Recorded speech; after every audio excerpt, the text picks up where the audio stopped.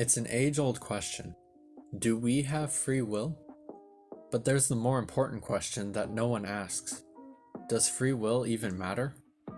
The answers to these may be simpler than you expect, so let's dive in.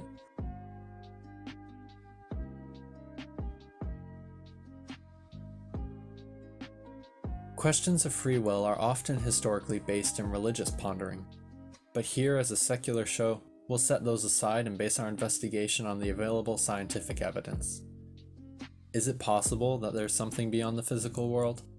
Maybe, but right now science has no evidence of anything like that and no way to test it, so we have to work with what we have. But that's not to say we don't know anything about what's happening.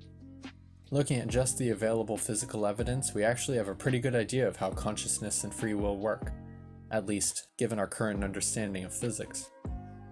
Are things subject to change? Of course. That's how science progresses. But since we can't predict future discoveries, let's just base our answers on the information we have now. So right now, we know that thoughts and emotions happen in the brain through electronic signals between neurons.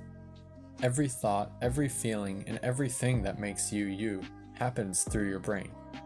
There's some evidence that other parts of the body have influence as well, such as gut bacteria in your stomach influencing your food cravings, but as a general rule, everything you do and are comes from the signals in your brain.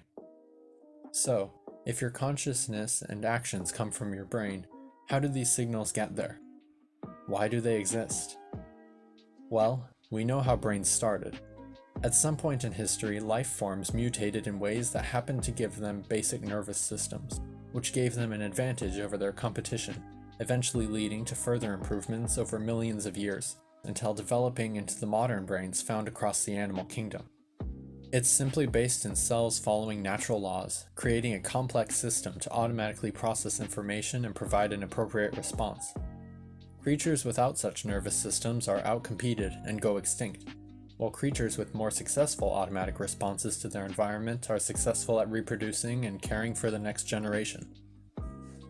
So to summarize, we're driven by the mathematical outcome of evolution shaping the natural laws of nature to determine our every thought, feeling, and action. There's the quantum mechanics question as to whether everything is just predetermined by initial conditions of the Big Bang, or if there's some universal randomness and uncertainty. But in the end, we don't directly control that either way, so it's not really relevant to the discussion here.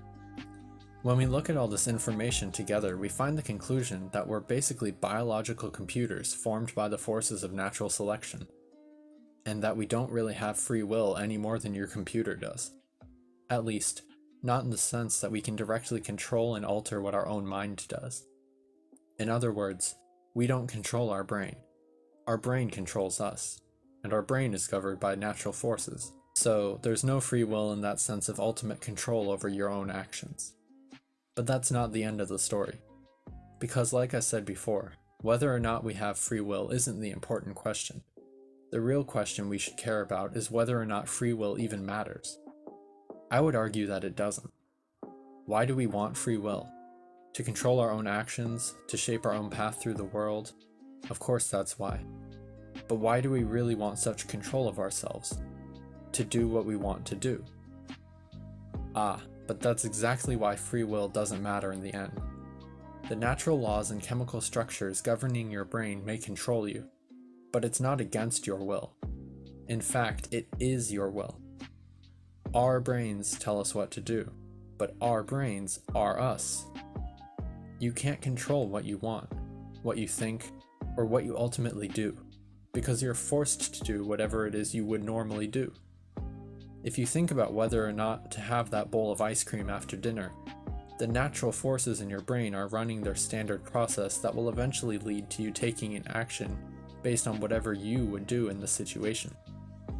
You don't technically control whether or not you eat the dessert, but whatever you finally do reveals who you really are. This conclusion comes into play for criminal justice too. A lot of people don't like thinking about the possibility that they don't have complete free will in the sense of actively taking full control of their actions. One common refrain is that people say, if we don't have free will and everything's just automatic responses, how can we ever hold anyone accountable for anything? Well, don't worry about that. There's an answer there. We may not have full conscious control of ourselves in a literal sense, but as I pointed out, what we ultimately do shows who we are. It is us. To use the organic computer analogy again, computers do not consciously choose exactly what they do, but we can see their automatic processes and evaluate the results. If you input some command to a computer and it does what you want, great. If you input some command into another computer and it bursts into flames, well, that's probably not good. Whether the computer consciously controls its responses is irrelevant once you know how it responds. Likewise, if someone's brain is naturally set up in such a way from their biology, chemistry, physics, and experiences that they react in a way compatible with the development of society, then great.